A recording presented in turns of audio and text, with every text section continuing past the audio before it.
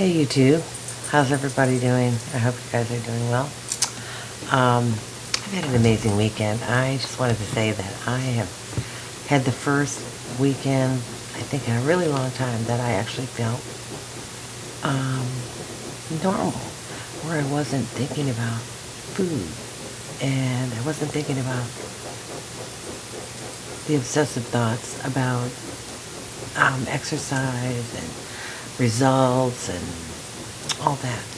So I can say that it was a very freeing experience, actually. I felt like it was almost like back to my old normal self. And that's a good thing. That's a really good thing because I didn't want to continue my life going on, where I was having a lot of the obsessive thoughts about everything about the journey. And yeah, I don't know if you guys can relate or not. Some people have more obsessive thoughts about the journey and the plan and exercise and goal and all those things. And for a long time I did too. I had a major case of it, and there's days when I do obsess about it and think about it more than I probably should, but I know that what I need to do, I've changed my life, and that's the main thing. I've changed all my eating habits. I've changed all my workout habits, because I didn't have any workout habits before. Max, be quiet. Shh. Dogs don't know when I'm making videos, do they? They don't really care. So, yeah, that's where I'm at today, and it feels really good. It feels really good. Today I'm drinking my Starbucks. I didn't even make a protein shake today. I know, I'm a little ashamed. I usually drink 2 of them a day. So I'm going to have to rustle up another one. Now, before I go to bed, I'll make a small one.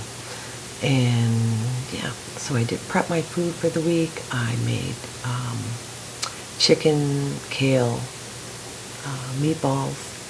And tonight we had with lettuce, garbanzo beans, and salsa, peppers, onions, garlic, and chipotle sauce.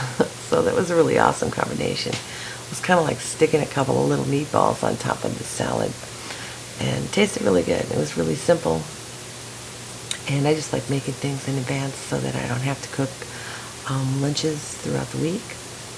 I do use a lot of the Costco chicken that's in a can. I like that now. I really found that to be very easy. So to change things up, or I'll make a piece of fish or something like that. So that's my lunches, and I also have like a salad and a yogurt with that in the afternoon. And that pretty much tides me over. I have changed up some of my breakfasts from just eating like eggs and protein shake to where I have a protein shake over a period of about 3 hours. And then I've changed up to having cottage cheese with strawberries in them. And that's awesome. It's a nice change. For so long, I kind of just stayed on the same things over and over and over. So I'm waiting to see how that pans out. Yeah, and it feels really normal and really easy. And my little snacks at the office are stuff like almonds, walnuts. Sometimes I also add like celery, PB2, apple, PB2. Sometimes real peanut butter. A couple times a week I'll have that for fats. And those little peppers that are colored peppers, the yellow, red, and orange. I love those. Super crunchy, super easy, and I don't get tired of them. So that's a good thing. And I also heard that the body has to work so hard to digest things like cranberries, celery, and other things that it's really more work for it than the calories. So that's kind of good to know. If I believe it, I don't know. But anyway, that's what I'm feeling like is normal. And that's amazing. So I'm keeping up my workout schedule. I hurt my arm last week. I didn't tell you guys. I haven't been on in a minute. I think I was doing those chair exercises where you put your arms back, and I was like lifting myself up, and I must have like leaned more on like one side or the other. And all of a sudden I during that day. My arm really started hurting. I couldn't move it across my chest like this. Couldn't take my clothes off. Not that I didn't take them off.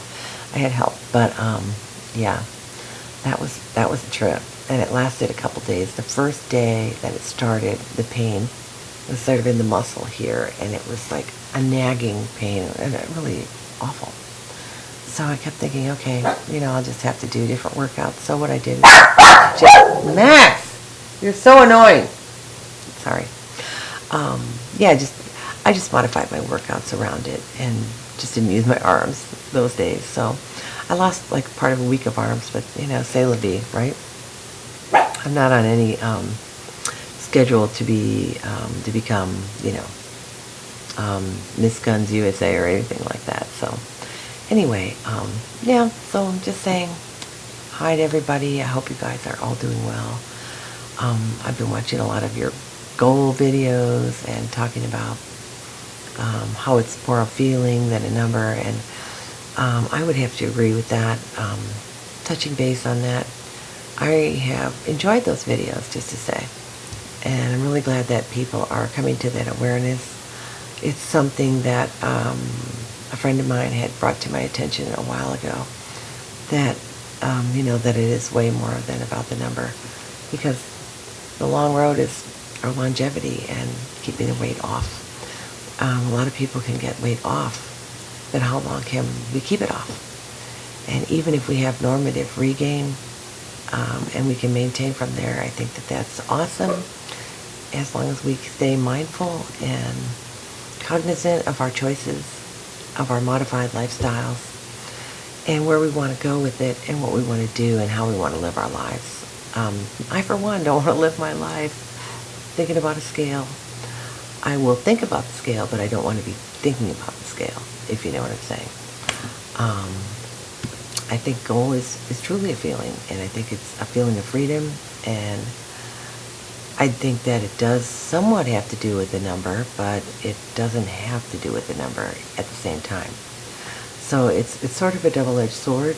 I can say that I think that when I come to my goal day, because I set a day that I'm going to be declaring my goal, and that will be on my 3rd Surgiversary, that I really feel like I'm pretty much there now, except for the scale. And I'm not using it as a cop-out. I mean, our bodies are going to do what they're going to do. And if we've done the work, and we do the work, and we don't achieve the number that we had in our head, I mean, really, what is that all about? A lot of people say they didn't have a number in their head. I certainly did have a number in my head. And I found that number to be unrealistic for me at this point in my life, because my body was not willing to cooperate. And I am not going to starve myself and overtrain and do everything like that for me. Now, for those who want to do that, I think that's great. For me, I'm going to do what I need to be able to do that will be representative for me in the long haul for my whole life. I've got to look at things that I'm going to be able to do and I want to do for my whole life. So that's how I approach it. I hope you guys are doing great, and I hope you guys think about how you approach it and how you want to live your life for the rest of your life, and what things you're willing to do and not do, and be honest about them.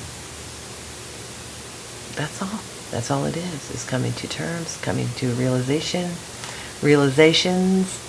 that there's way more to goal than just stepping on a scale and seeing a certain number pop up. Because that's pretty hollow. That's pretty empty. At the end of the day, it doesn't solve any of your problems. It doesn't solve how you got to where you were to start out with. It doesn't explain that away. And until those issues are really truly tackled, until you really know why you got there, the way you were, or the way we were, well, what do we really have? You really just have a thin body, but your mind is still messed up.